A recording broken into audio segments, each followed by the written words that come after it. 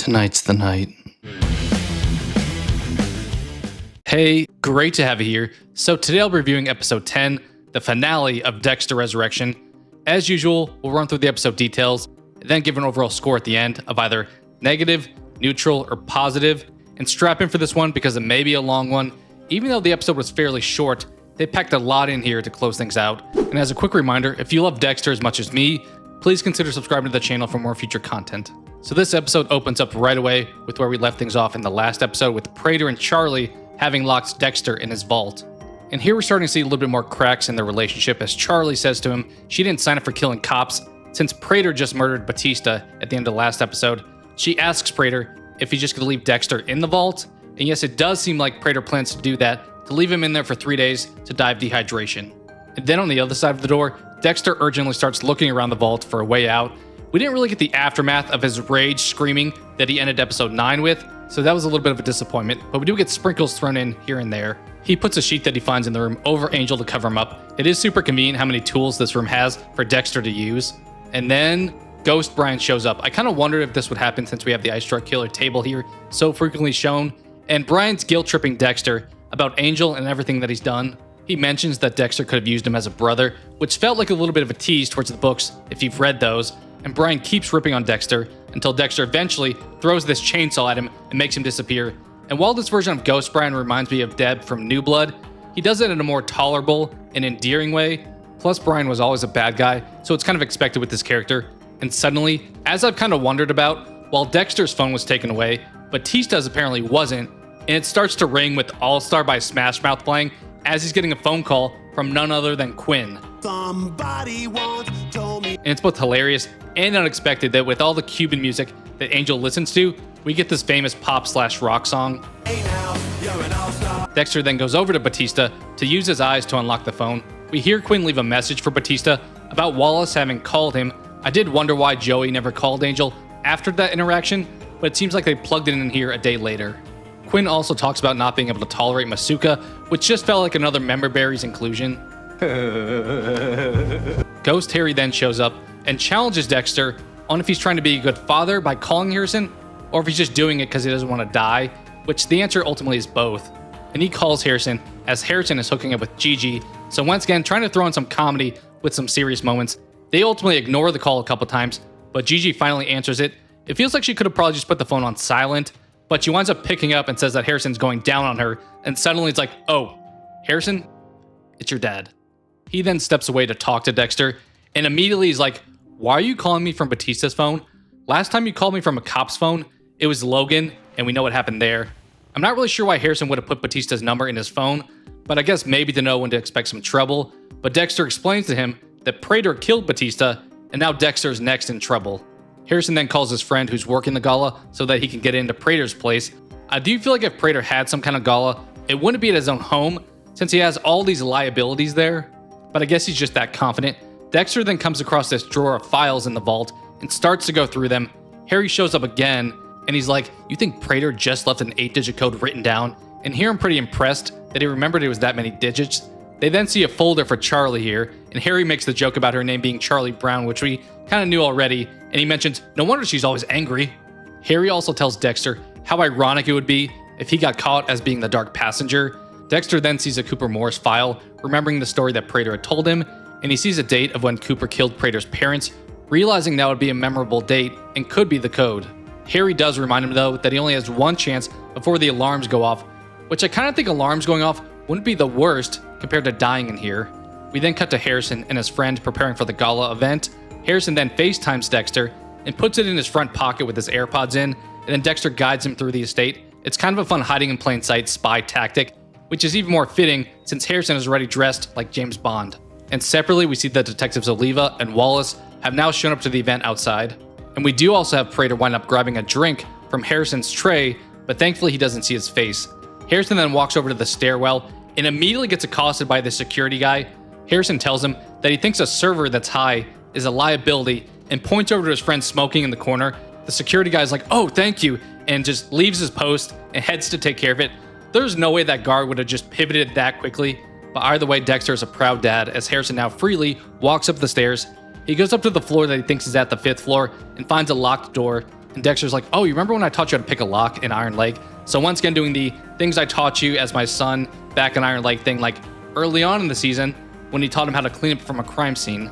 So Harrison starts to try to open the door until Charley opens it with a gun and is like, you're doing all this work for a man you barely know? Although I'm thinking here, she's probably going to be helpful, or at least not threatening to Harrison, since he's not a killer. Dexter then says, give the phone to Charley, and he texts Harrison's phone with the photo from Charley's file of her paying the guy to have Mia killed earlier this season. So Dexter once again trying to do the manipulative thing here. And the plan here is that she's going to be mad that Prater has a file with tons of evidence of her. But I'm definitely wondering here, how does Dexter know that this is the guy who killed Mia? He only knows that Charley saw this guy the day before Mia's death. Feels like a little bit of a stretch. Dexter then threatens to airdrop all the photos from Charley's file to the cops downstairs, but I also don't think that airdrops consistently have that kind of range. Maybe they can, but I struggle to do it even with the devices right next to each other. He then tries to play on her emotions and says that if she goes to prison, who's going to take care of her mom? And then Dexter offers to destroy everything if she lets Harrison go and then opens the vault for him to get out. But once again, I'm thinking of the cracks in this plan because wouldn't Prater also have digital copies of all these things of Charley anyway? Charley tells him she'll let Harrison go in repayment of her mom, but that Dexter's gonna die in there, and if he sends anything out via Batista's phone, she'll kill Harrison. Charley then wraps up their talk with saying that she has unfinished business with her former employer, aka she's quitting from Prater. So at this point, I'm not thinking that Charley's gonna die in this episode, unless somehow Prater got involved with things. Charley also tells Harrison that if he's smart, he'll leave. Dexter then says that he thinks he knows the door code, but gives Harrison the chance to leave instead. And we keep doing these teases of Harrison not choosing Dexter, but similar to when they teased Dexter killing Batista, we know there's no way that Harrison's gonna abandon Dexter here. Heck, I think even one of the episode's opening quick cutscenes showed a moment of Dexter and Harrison hugging with the vault door open. Harrison does say, give me the code, and Dexter gives a subtle smile of happiness. Then he starts giving that date code of 03261982, but he stops before he gets to the 2, because he suddenly sees the Cooper letters with an inmate number on them and tells Harrison to stop pushing buttons. And Dexter now has to choose which code option to go with, but Prater loves killers, not his parents, so it's fitting that the inmate number is the real code here. I also posted about this previously on the channel, but it does look like that letter clue given by one of the writers a few weeks ago was in fact the vault password, having the inmate number listed at the top. As Dexter recites the inmate code, Batista's phone dies, and Harrison decides, YOLO, let's just roll with that code. And obviously the door opens here and they embrace each other. Dexter grabs some of the killer files and his blood slides that I've kind of assumed that he would reclaim, but he has to look around the vault still to find his fingerprint of red that fell off somewhere. And the two of them waste a ton of time here talking in the vault, but Dexter eventually tells Harrison to head back through the gala and he'll sneak out the way that he came in. Dexter mentions that if something happens, I'm really glad you didn't kill me, which is kind of an I love you moment for them. Although I don't know if leaving him here would have been killing him, but maybe he also could have been referring to Iron Lake. Regardless, this really solidifies their bond. Charley then comes down to Prater at the gala and asks to speak with him. At first, he's mad that she's there, but she winds up dropping the news that she's done working for him. She brings up her file and starts threatening Prater, while Harrison at the same time is trying to get out of there. Charley says that they can go scorched earth if he prefers, meaning they can have both of their dirty laundry aired out, and then she just walks off.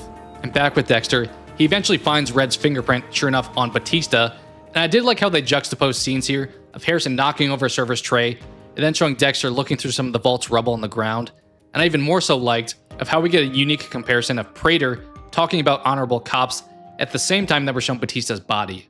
And now on stage, Prater sees Harrison in the crowd, so he goes to the head of the security room. He asks the guard there to shut down all the cameras and takes the guy's gun.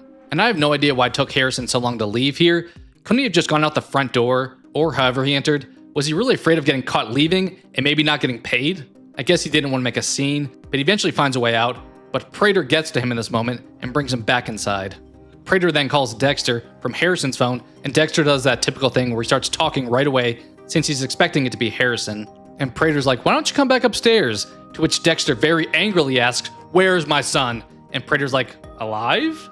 We then get a tonally weird song kick in as Dexter heads back inside up to the wine room. It is kind of cool though having Harry be there once the elevator doors open and it's just like, get him. And once inside, Dexter starts to try to compromise with Prater, but Prater's like, nah, I now have the urge to kill that you showed me.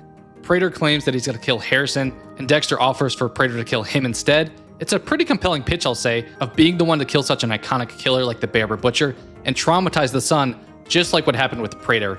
However, Prater's like, unlike Cooper Morris, I can't leave a witness. And then we do get a flashback that a lot of people have been predicting of when Dexter gave Harrison protection. And then we do see here that it was actually M99, which does make sense since it was an off-screen handoff from Dexter to Harrison. And Prater pretty strangely swaps hands here to shoot at Dexter though, and at the same time, Harrison pulls out the needle and stabs Prater, leading to Prater shooting the ceiling as he's being knocked out. I would think somebody may have heard that gunshot, but I guess music is playing and everybody's distracted. And then we get Harrison tell Dexter, that better be the last time you tell someone to shoot you in the chest, aka reliving all of his and our PTSD from the New Blood finale. Dexter then gives Harrison the thumb from Red to escape with, although I don't know if Harrison would know the exact pathing to get out of there, but at least the cameras are now turned off, and Dexter plans to get another thumb option from Prater's thumb after being on his table. And Prater is then suddenly wrapped up on the Ice Truck Killer table. I'm wondering, did Dexter bring plastic wrap with him originally, or where did he get that from? Prater starts yelling for help, and Dexter's like, what's wrong? So at this point, Prater's kind of abandoned the kid in a candy store excitement and leaned more towards the I'm a kid and I'm afraid because there's a monster in my room. We do get a fun exchange here, at least from Dexter. Michael C. Hall absolutely crushes this persona of Dexter when he's being himself in the kill room and looking so smug. He starts trying to impersonate Prater, saying, it's like you said, death is a natural, necessary part of life. Prater then does the typical response, starting to offer amazing luxuries to Dexter and wealth for Harrison, which leads to Dexter yelling at him to never use Harrison's name again with the classic finger pointing on his forehead. He tells Prater about the code given to him by his father, and I couldn't tell if this was a religious thing because he kind of almost does a sign of the cross or coming down from heaven motion when he says father. Dexter says they both had their childhoods fated for them to be like they are, but Dexter's thing is for justice and killing bad people. He does say though, at first, he was enjoying this group camaraderie, and Prater's like, we all want to belong. But Dexter eventually does though get to the punchline, saying that this group was evil. And then separately, down at the gala, they're taking photos, and Wallace is doing her stoic robot thing, being like, where is Prater? I do not see him. She wants to go home, but is told to stay put on stage, as they all start chanting Prater's name because of his massive donation. Then back in the vault, we hear those chants, as Dexter finds a knife in this funhouse of horrors to cut Prater's face with, but he stops, and Prater thinks he's safe. He's like, nobody can turn down that kind of money. But then Dexter does give a pretty good line here saying, no, you're still dying. I keep trophies to remember, and I don't want to remember you. And then he stabs Prater and then cuts off his finger to get out with. Dexter then wipes the room clean, and we transition back to the gala dance floor. Wallace is determined to leave, until of course, Staying Alive by the Bee Gees comes on, and she immediately beelines it back to the party and starts dancing. Dexter then grabs Prater's body in these trash bags and says his goodbye to Batista. He also sees this boat picture, so at this point I'm thinking we're probably going to get an iconic boat dump for Prater's body. Dexter then does decide to set off the alarms so that the cops will come up and find Batista's body and all that killer swag like the New York Ripper weapon. And this is a very typical Dexter move where he gets what he wants and then helps out a little bit where he's no longer needed, but I still have no idea why this wrong code alarm would be a thing. Like, I would understand it locking down the room maybe, or alerting Prater and Charley, but why would there be a building-wide alarm in a place that he also chooses to host a gala for cops? That comes across as super poor planning by Prater that's kind of convenient for the plot. And maybe we want to say that he's the overly wealthy yet careless stereotype like Boy Cavalier from Alien Earth, but I took Prater as a more mature and established person than that. Regardless, all the cops, including Wallace and Oliva, go run up into the penthouse and into the vault, and Wallace sees the body of Batista on the floor. And back with Dexter, sure enough, we do see that he's on Prater's boat here, and he's like, being on a boat is a resurrection of sorts. And of course, the boat is called the Getaway, which is a great boat name and what Dexter is doing, and also for fans, a nostalgic Easter egg, since it's actually the name of episode 12 from season 4. Part of me does want to question how Dexter found this boat so quickly, but I won't go down that path. But back in the vault, the cops still can't find Prater, but have found his prints on the gun that shot Batista. Granted, that could be viewed as some version of self-defense since they're in Prater's house, but all the incriminating serial killer swag around them kind of is a little bit too much. And Oliva then does call over Wallace in front of the New York Ripper kill weapon, and we see on the floor in front of that are a bunch of Prater's folders.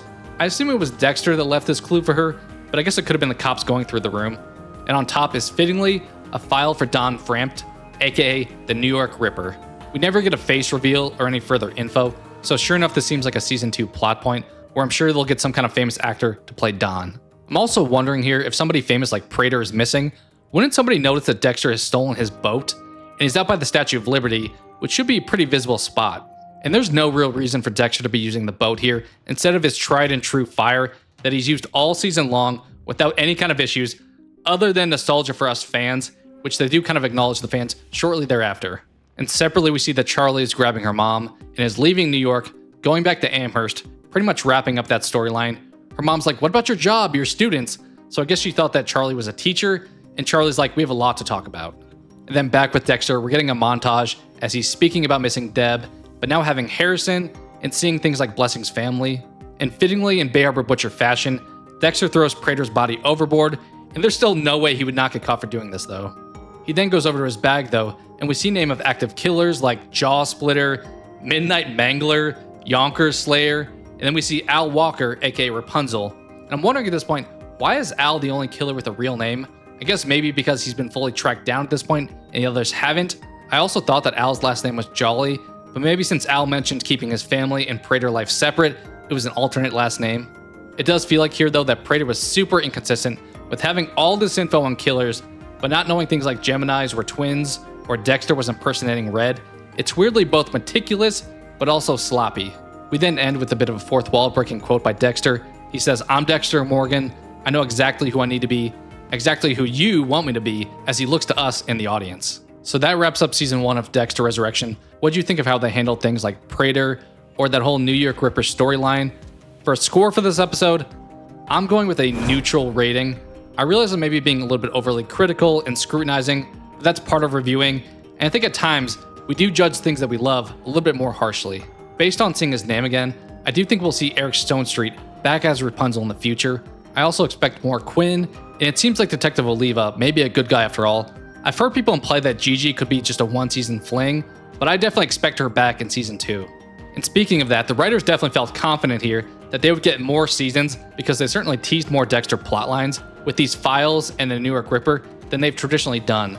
That New York Ripper file said farm on it instead of active, so maybe that implies formerly active. What do you guys expect or hope to see as that New York Ripper role in season 2? I've seen people say stuff like Bryan Cranston from Breaking Bad, but I don't know, it feels like a little bit too excessive. Also, I don't know if he looks like a Don to me. I'm imagining this like really tough Italian guy or something like that. I did also want to shout out that I'm going to be doing a Dexter Resurrection season 1 review video, so I'll talk a little bit further there. And I'm also going to be going live this week to discuss Dexter further, so keep an eye out for that and feel free to join. But in summation here, I had fun with this last episode, but also found it to be very conveniently wrapped up in a bow, which is fine for a finale. It was definitely less messy than episode 9, but I've rambled on long enough. Let's talk all things Dexter Resurrection in the comments below.